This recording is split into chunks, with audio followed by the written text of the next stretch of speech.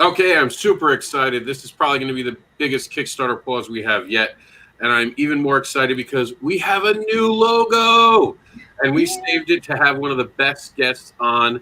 That is Madeleine. And I think I'm always getting your name wrong, Madeleine. So I'm going to ask you, how do you pronounce the last? Because I go Rosing. Is that right? Actually, it's Rosing. Rosing. Okay. So Rosing. now I got it right. So I've been saying it wrong all the time. I feel horrible. I'm sorry. Let me apologize. I'm bad with names. It's fine. It's fine. But tell them all why you're here. And for anyone who's watched the show, they know you. They're fans of you. Yeah, I'm the writer creator of Boston Metaphysical Society, the Steampunk Supernatural series. I've run 8 Kickstarters, and I've written the book Kickstarter for the Independent Creator, which is in its second edition, though it has been updated for 2020. And what else? I just drew a blank. This is what lockdown does to you. I do lots of stuff.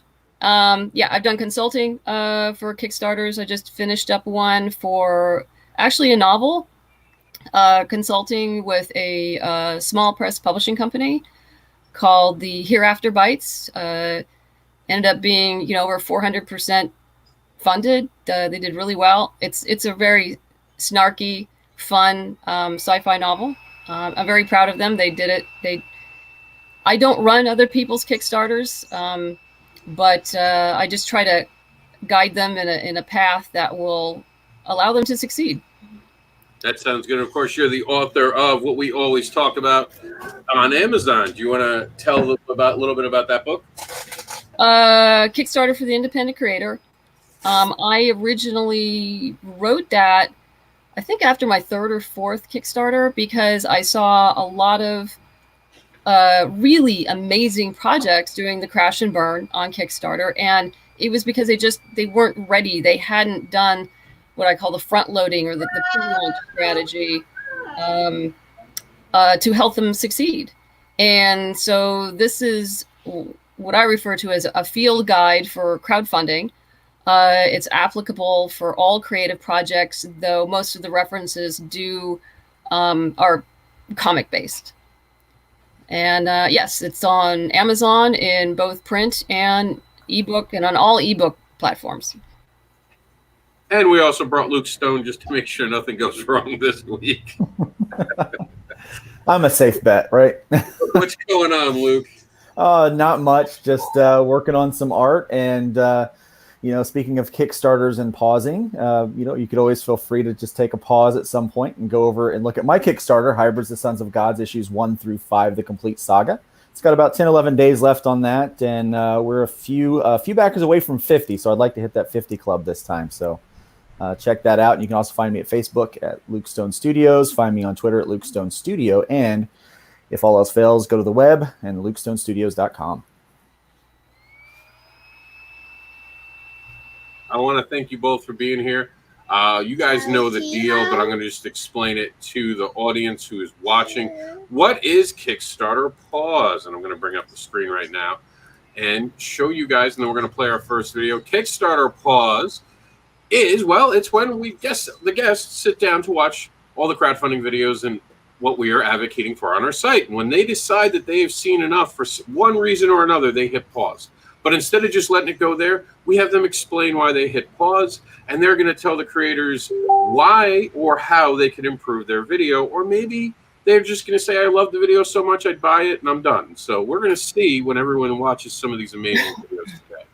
We're trying a new platform. This is on a different browser today, so we're hoping that you guys, I know we've seen some laggy videos in the past. I'm hoping this gets rid of the lagging videos. So here's Burlap. Hopefully you guys see a seamless video this time. If not, we'll be back to the drawing board. Burlap, issues 1 through 4. Fingers crossed. Here we go. Oh, come on, Kickstarter. Hello, everyone. I am Jesse James Bear, and I am the writer and creator of Burlap. Welcome to the Kickstarter.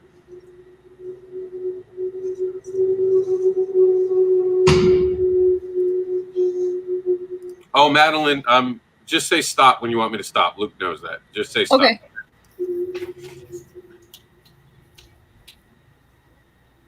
I have recently teamed up with Covenant Comics to bring Burlap to your door, but we need your help. In order to make horror comic history. Oh, that was unexpected. Oh, God. Where am I? What is this freak show? Chuckles. Yeah, that's, what are you doing here, pal? We're doing the Kickstarter video. I mean, just a second ago, I was, slashing through this frat house. Now I'm looking Okay, at stop. this looking guy. Oh, that's Yeah, I'm ready to stop now too. Yeah, you can stop. Yeah. All the way. Yeah. There we go. Sorry, sometimes it doesn't pause right away. So, what's up, guys? What happened? And I'm just going to let it continue to play while we talk. Okay, well, I want to start off by saying when I look at videos, there are basically 4 things that I'm looking for in a video, and that's introducing yourself, what I call the call to action. That is, why are you here on Kickstarter? What's the money going to go for? Pitching your story, and then seeing samples of your work. Now, this gentleman, right off the bat, like he introduced himself. He's a writer creator. That was spot on. But then I was expecting, he says, "Welcome to our Kickstarter," which is great, but it's like Kickstarter to do what? I don't know what it's for. And then he goes into, we start seeing the art, which is terrific, and he explains a little bit, and then this kind of strange person kind of comes in, and to me that really took me out of the video. I didn't really understand. I think they were trying to be humorous, and humor is always great, but it didn't do it for me. It just distracted me from what was going on. Luke, do you have anything to add? So I know you said the exact same thing, actually. Yeah, I've said the exact same thing before. I've actually backed this book because once I dug into the rest of it, I liked it. The video, I get what he was trying to do and trying to produce it and introduce the characters and have the cosplay thing going, and that's all cool. But I've got a short attention span. I've got ADHD, so I need something short, sweet, to the point. Tell me what it is. Tell me why I will like it, and then tell me how much it's. I really don't even need to know why they're running a Kickstarter, because I know like most comics are running a Kickstarter to sell their comic if they're an indie. So I'm like, just get to the point. Will I like it or won't I like it? And then I want to either take my money, shut up and take my money, or shut up and leave. But the reason I like to know what it is because right up front, is it just going to be to print the comic? So right off the bat, it says this is to print the comic. I know it's done. Yeah. Oh, that's a good point. That's a selling point. Oh yeah, that's a really good point. That's why you wrote the book on it, right? Yeah. a little. And it's a lot different. That says, this is to pay for art and production. Then it's like, okay, then I'm going to really have to like this book. And, that's a whole other level of involvement. Because you're going to wait for a minute for it. Then that. Yeah. And just to be clear, not everyone watches the videos. Sure. In fact, a very small percentage of the people who look at your Kickstarter page will actually view your video. I'm one of those who don't normally. And I skim the page, look for the salient points, if I like the art, if I like the story, if they have a reward tier that fits my budget, I'm in. So everything we say, the creator, if he sees this later on, I don't want him to feel bad, because videos are really hard and everyone has limited budgets. So I never want to criticize someone who has like a zero budget to produce their video. I just want them to hit those points of who am I? Why am I here? And this is my story. This is my pretty project. Yeah. And if they hit those points, I'm all good. Those are great points. I like I said, I backed this project. Jesse's a really cool guy, and I know the project funded. I believe I got a notification that it funded. Great. So, but yeah, but it wasn't to the. Unfortunately, it wasn't because the video like pulled its. it was almost kind of like a fan film or something like that. It was like, or like kind of like a vanity piece. It wasn't really an informative piece to say, hey, back the product for me. So that's what it was. Yeah, I mean, even who was it? Demon Phil, like Comics and More, New Jersey, said that here in the comments that he backed it not because of the video, because of the content that I saw. Now, I haven't looked at the page, and as I said, I don't normally watch the video, but if I had scrolled through the page and gone like, wow, okay, this is interesting, this is cool, this is like got this horror element to it. Yeah, if I'm actually not a big horror fan, but if you are, this is probably something you're going to be all in with. Sure. Now, the one thing I will say is that he, someone had said that he might be looking to make this a movie, and that's why he brought these people to life. And I think some people do try to do that stuff, where they try to show how it could be something different. I've seen people even try to make their stuff cartoons. So, you know, we don't know. I'd love to have him on the show and talk to him about it. I definitely think you need to show the concept art. You have to show the art. You have to show that you're actually creating something. Absolutely. So, I agree with you all, and let's move on and see if Oswald can pass the test of time enough to get through the video. Here we go.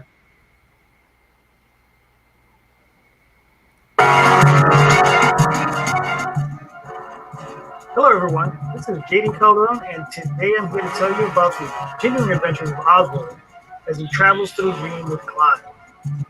First, we have Planetary Dreaming, illustrated by Jade Gonzalez, with colors by David Montoya. Stop. Next up is Adventure Time, Unbidden, illustrated by Luigi. Did you want to keep watching it, Madeleine? No, it's okay. We can stop, yeah. All right, Luke. Again, I'm going to just let it roll while we talk. That's fine. It's the same story every time. I don't care about the creative team. I rarely, like people will mention like these big name creators all the time, and I'm like, who, what? Really, the only characters I know that make comics are the ones that are controversial and tick me off, or the ones that I'm friends with. You know, so I really don't care. I just want to see the art, and I want to know what it's about. What is the story, and am I going to like it? And so normally when people start talking about the creative team, I just tap out. I agree with Luke. I do love the title graphics. It really sets the tone that I'm seeing for what's a fantasy. Yeah. I'm assuming it's a fantasy comic genre, but it would have been nice to have. You know, I liked that he introduced himself. But once again, he didn't tell me what they were doing. And I'm seeing that, I mean, right up front. He probably does later on. But I can see this is issues 1 through 7. So I'm assuming they're actually going to focus on number 7, but issues 1 through 7 are available. If you dig down into the page, or it might say so later, but it's kind of like, okay, we're doing, you know, this is to print. I would like to have heard, hi, you know, my name is, this is to, welcome to our Kickstarter. This is to print, you know, issue 7 of the, you know, the Oswald Chronicles. And here's our story. Yeah, the art looks cool. The graphic looked cool. Like, you know, the title looked cool. Yeah, as a person who like is busy, I don't really have I don't know about you, but I don't have the time to sit through a long video. How long was it? I'm on my laptop, so I couldn't really see how long that was. Because yeah, sure. Let me go back up and see if I can get a timestamp. 54 seconds. You guys tapped out at 23. Okay, well, how long is a total video? 54. Sorry, 54. So I should have been able to stay through the whole thing, but it didn't keep me. Yeah, I agree with Luke with going. You know, obviously you want to credit your team, but you can do that later, yeah. and you can do it in your page as well. Yeah, I prefer to do it in the page, you know, because then I can talk more about it. But yeah, and just as a heads up to everyone watching, Ace and Starlet #1 does not have a video, but it's on our page, so you can find it at IndieAdvocates.com under our crowdfunding tablet. Not tablet. Yeah, I guess we should Rob, we should probably talk a little bit about those folks who don't have a video. Sure. You know, it's one of those things where it's such a part of the package that to not have a video, even if it's just something really basic with a webcam and you're telling your story, and even if you show pictures like this because you don't have the software to put something cool together, you do need to have something, even if it's basic, because the expectation now when people come onto Kickstarter is a video should be there. And it kind of looks unprofessional when you don't. That would just be, you know, my heads up to those who aren't adding videos. Yeah, it's kind of a damned if you do, damned if you don't. Yeah, I know. It's, you know, as you and I've talked about before, I mean, I hire someone to do my own videos, and, you know, I get all gussied up and I'm in front of a green screen, and I have a guy who's actually a director who puts it all together. He happens to be a friend of mine, so I'm able to get a reduced rate, but, you know, not everybody can do that. And I totally understand that. But yeah, just make sure you have a video, even if it's just, hi, how are you? This is who I am. This is my project. We're trying to print this and hold up whatever this is, you know, even if it's just a dummy copy, to get the point across. And that makes sense. That's why I tell everyone to keep it down to a minute, keep it simple, and keep it going. Yeah, and the max for me of any Kickstarter video should be 3 minutes. I mean, nothing over 3 minutes, because you're going to totally lose people, if not before. All right, guys, let's see if Autumn's River can get us to sit through the video, and it's a minute. So I'll tell Luke already, it's a minute. Can you make a minute? I'll try. Squirrel. This has just got music, so I'm having it toned down so you guys can talk over it. Because I know from experience it just has music. I like the art and colors. I'm intrigued in that already. I prefer videos that I don't have to also try to read, because this tells me nothing about what the comic is. I mean, at least if they did some kind of voiceover with it, which is really easy to do for a video. There's, you know, all kinds of free video editing stuff where you could take this video that they made and then just do a voiceover on it. Yeah, I would agree with Luke. I mean, I really like what I'm seeing here as far as the art and the style and everything, and it looks intriguing to me. But if this was just to run up, say on Twitter or something, I would have absolutely no idea what the story is about. So yes, I would agree. Even just a simple voiceover. I know a friend of mine, Jules Rivera, years ago. She does her own voiceovers and her animation, and it's just terrific. It hits everything of, like, you know, hi, this is who I am, this is what I'm doing, this is my project, this is my story, and you get it. And it was like under 2 minutes. Yeah, I mean, anyone who's ever seen my videos, I've never not had my voice or a voice somehow on it, explaining it. That human touch. I'm aware that we're crowdfunding and we're not just selling a product people already know. Yeah. So let's check out the Ninja Bear #1. It's so cute. It is cute.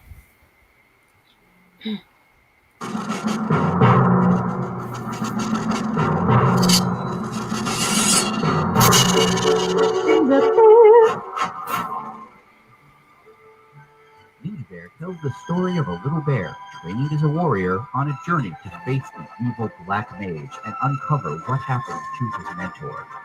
In his journey, he discovers marvelous places, meets strange people, battles terrifying monsters, and sometimes manages to save the day.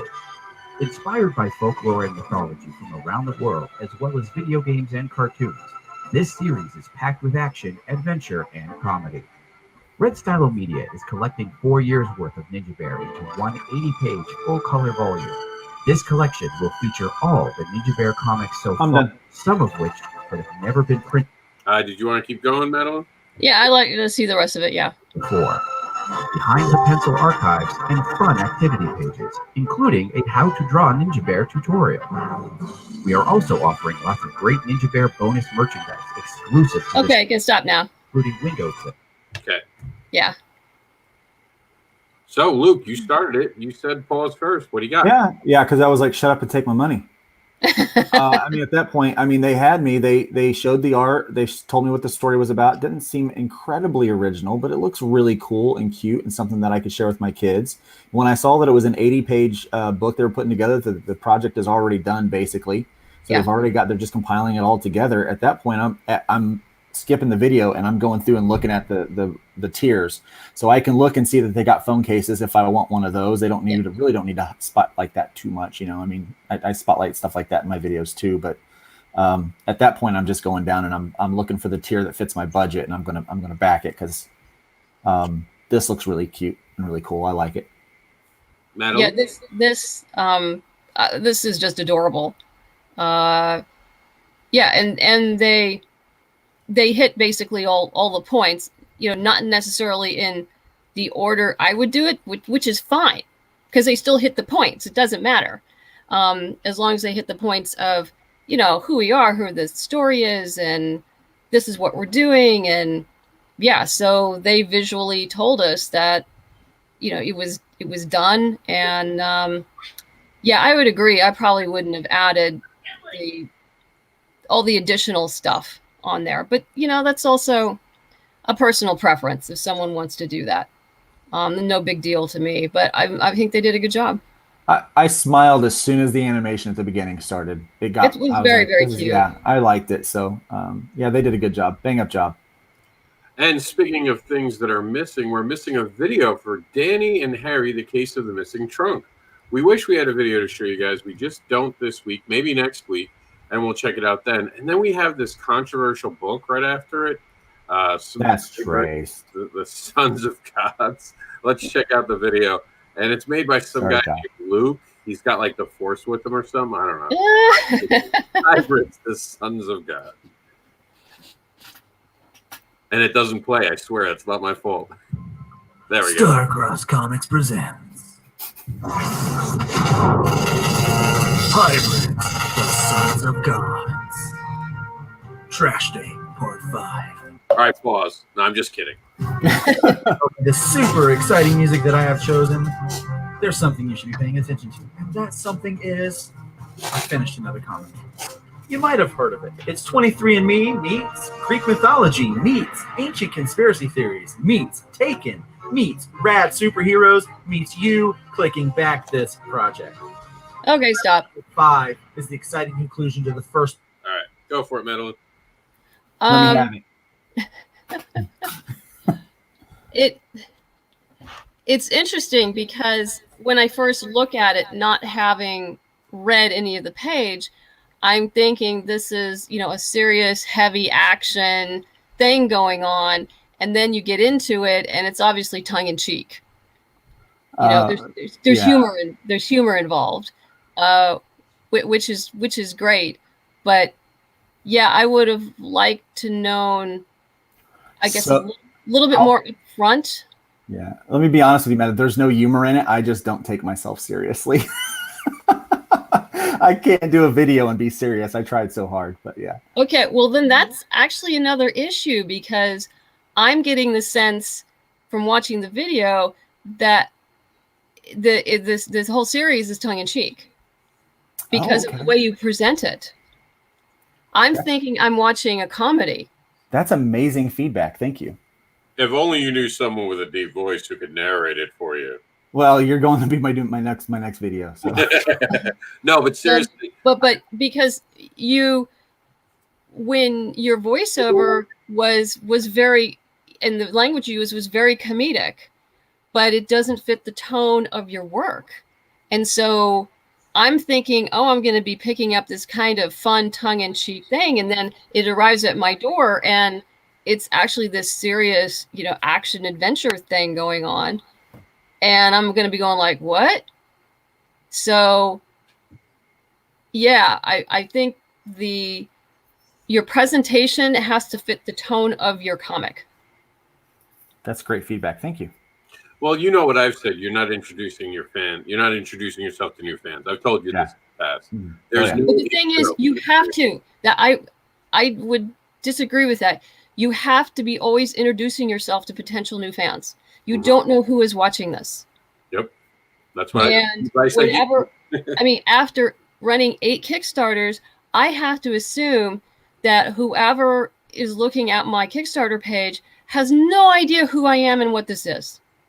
So I have to introduce things in a very concise manner and say, like, okay, we're doing, this Kickstarter is to print our 3rd sequel to Boston Metaphysical Society, Ghosts and Demons. If you're not familiar with the story, and then I give them the basic pitch, and then we go into the sequel. And everything about the art and my tone and the coloring reflects the tone and the themes of the comic itself. Although Rob, where were you on that one? You saw this video before I posted it. And I told you right away you should be introing it. Go back and look at my notes. I said it looks good. I did, yeah.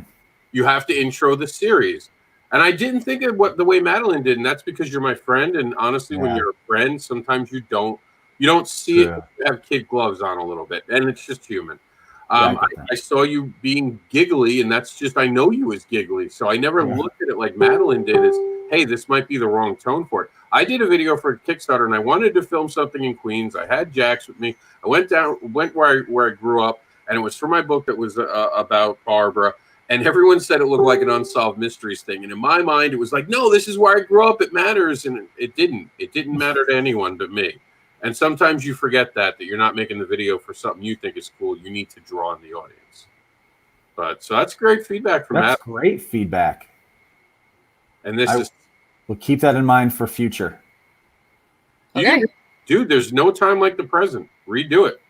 Get more fans. If you want, I can help you write up something this weekend. You got 9 more days. I changed my Kickstarter videos like I changed my oil. Every time I think I've ran it into the ground, I get new oil. Same thing. Right, there you go. Here's Starlight, issue 1, X-Child Superheroes. I don't know why I tripped on that. All right, here we go. It's a 3-minute video. You remember the Ultra Kids, that high-flying superpower duo of Mighty Boy and the Melter. Remember their kids' superhero adventures? Well, of course not. There was never any such thing. We just made that up. Remember the real kid superhero teams? You ever wonder what happened to them when they started to get older? What would happen to them when they got to like puberty, when they became teenagers? Did they become teen superheroes? Did they go on to become adult superheroes? Okay, stop. Probably. Luke, did you want to keep seeing this? Just a little bit more. Using our socio-cultural imagination, they probably wound up like most child stars, pill-popping, angst-ridden symbols. All right, I'm done. Hey, Madeleine, go for it. I understand what they were trying to do right at the beginning, because they're trying to do sort of like a newsreel kind of thing, old-timey newsreel, which is cool into itself. But when they said, do you remember? I'm going like, no.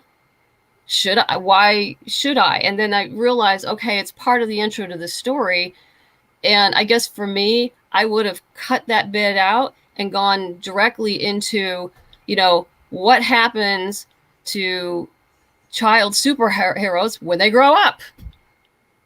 I mean, to me, that's your intro. Let's cut right to it instead of all the other stuff in the front.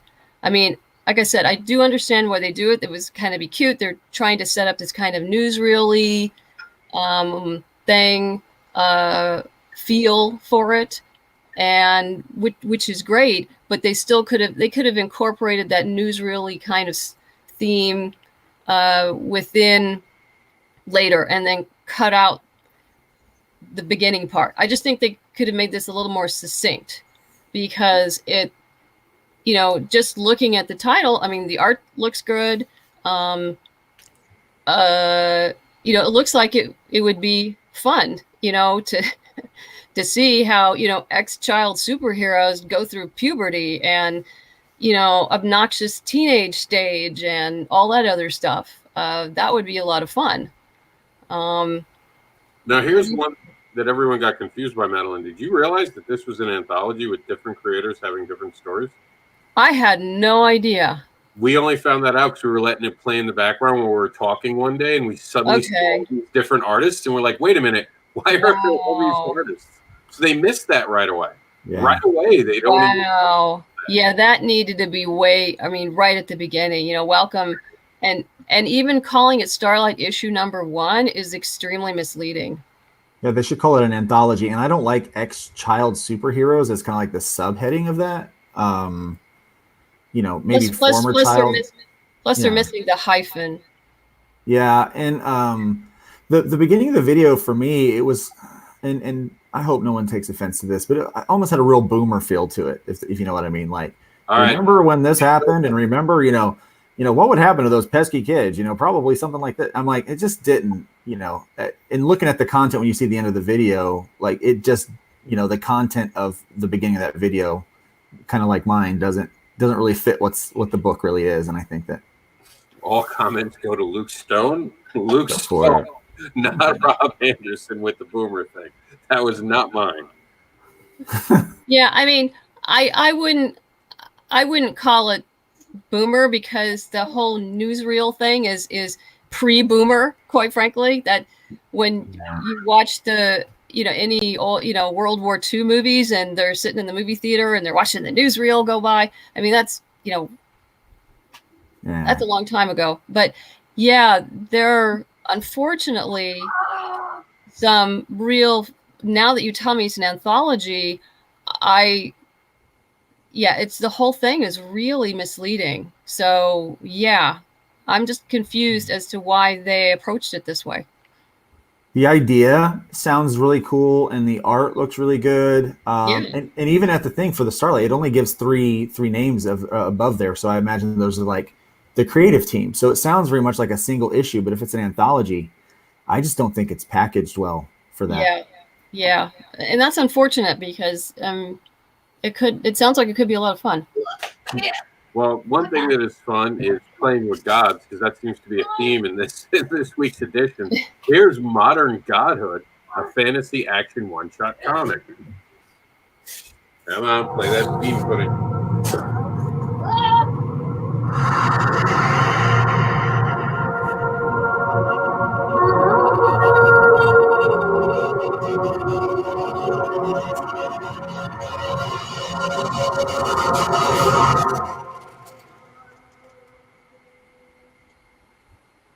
Hey everyone, I'm Frank Martin, writer and creator of Modern Testament.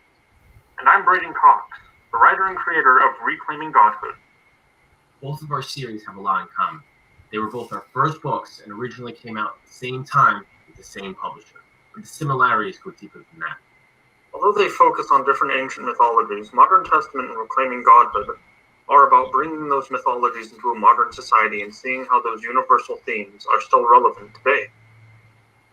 Reclaiming Godhood focuses on the Roman god Jupiter as he seeks to answer prayers and protect humanity in a No. Modern Testament does the same with biblical. Yeah. Stop. Okay. You go ahead, Luke. I feel like I have to hear a history lesson to understand what the project is, and I was never good at school, so I hear the Modern Testament and the Reclaiming Godhood and the back and forth. I feel like they could pace that a lot faster. I mean, we're a minute in, and I still don't really know what Modern Godhood #1 is. Yeah, I'm confused here as well when I'm seeing, Modern Godhood #1, a fantasy action one-shot comic. I'm going like, okay, great. We got a nice one-shot all in one book. That sounds great. And then to find out there's actually 2 different stories in it, and one is a different name with a different creator. I think once again we have a packaging issue. Yeah. I mean, I'm very familiar with Greek and Roman mythology, which this is based. So that isn't a real problem. But yeah, I was just confused. It's like, oh, okay, we have modern godhood, and then, oh, by the way, we have the second story that's part of it called the Testament. Like, okay. And maybe that's not what it is, but that I'm confused by it a little bit. I've backed this project because it looks cool, but I mean, it does. I mean, I like the art, and I love Greek and Roman mythology, but going through, maybe the page itself makes it more clear, but the video, if you're just watching the video and you see the title, to me it's another packaging problem. Yeah, I could definitely see that. 2 more Kickstarters that don't have videos. These are actually IndieGoGos, believe it or not. This is Red Hyena and Project Shadowbreed. It's available because it doesn't have a video. We don't showcase it much. And Elysian Fields. I think Elysian Fields, yeah. The Battle Royal of the Legendary Heroes. Of course, this is where we say show support. We do have one video, and we're going to play it at the end, but I want to end on the video, so we're just going to get this housekeeping out of the way. Show support attracts attention, funds project, supports creators to create new worlds. $1 does that.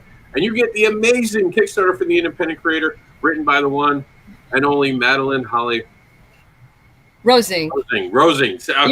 You got it. And Christy Shin, illustrator, amazing person. Probably going to be live in 13 minutes doing her lunch hour now. Coming to Kickstarter will be soon. Will be David Lobb's. I believe he didn't put the name in here. It's like Cheerleaders versus Zombies, I believe is the title of the book. Demons in the Dark. Yeah, Demons versus Cheerleaders at karate school. So that's interesting. And our friend Frank James Bailey has a Kickstarter coming out the week of the 13th, April 13th. That's going to be Terracona. So look forward to that. We're going to end the show on a kid's book, which is kind of exciting. This is Super Cats. You both know Caleb, right? Yeah. Oh, yeah.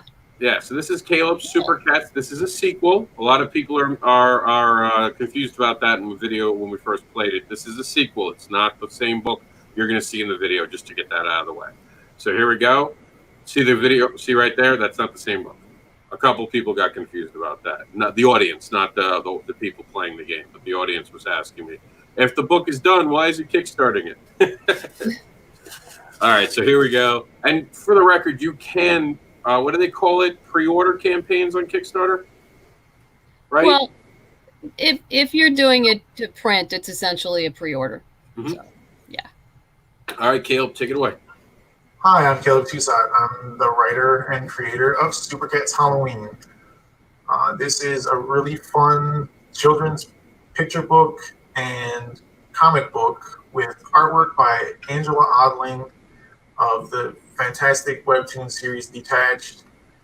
This is a story about relying on your friends when things are rough and never being afraid to ask for help in times of need. I think this is a message that's really timely with everything that's going on right now, and I'm excited to bring it to you in the form of this kids book / comic. Luke, you said you're out? I'm out, yeah. Madeleine? I'll say a little bit more. Super Cats books are made for kids just learning to read. I would say the age range is about 0 to 7 years old. Pre-K to K.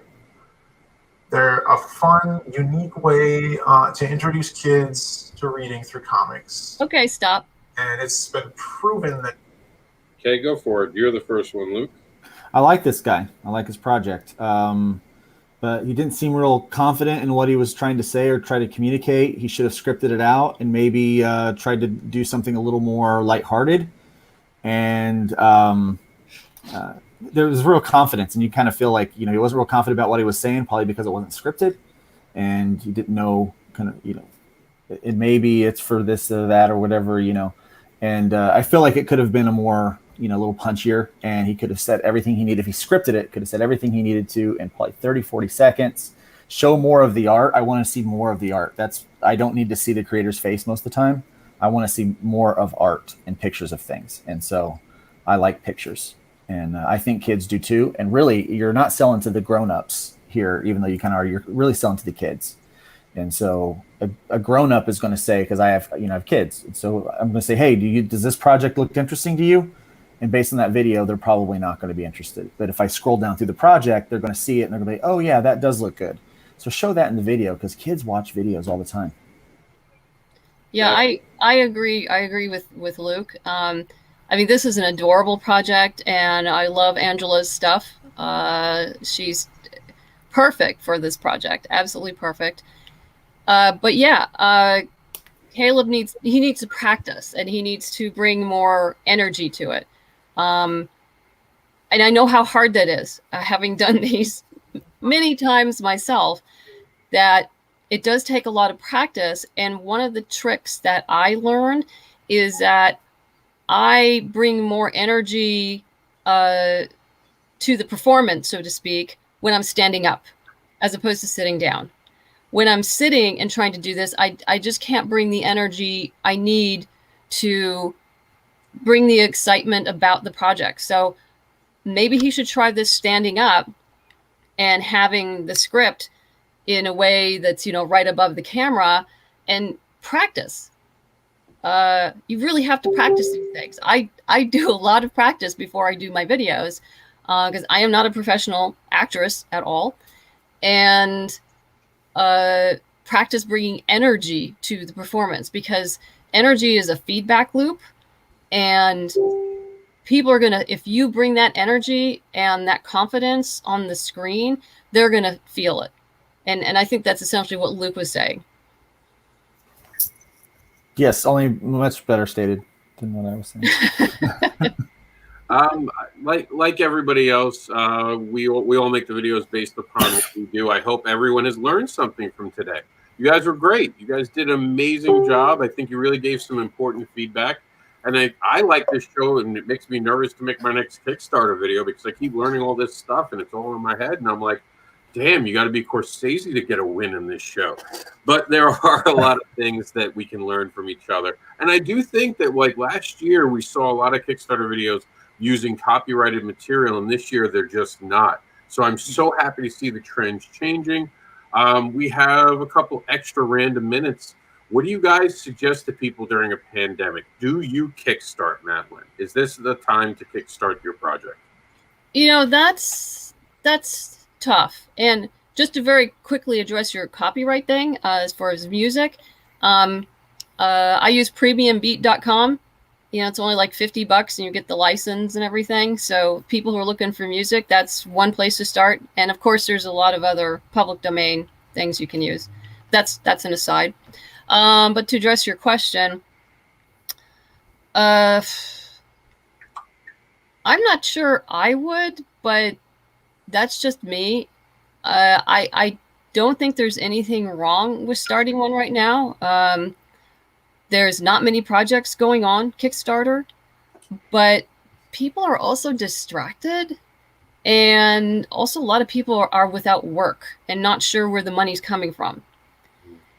It's a really difficult decision. I would say if you have a pretty low funding goal, go for it. Just go for it. And if you have a decent fan base, just go do it.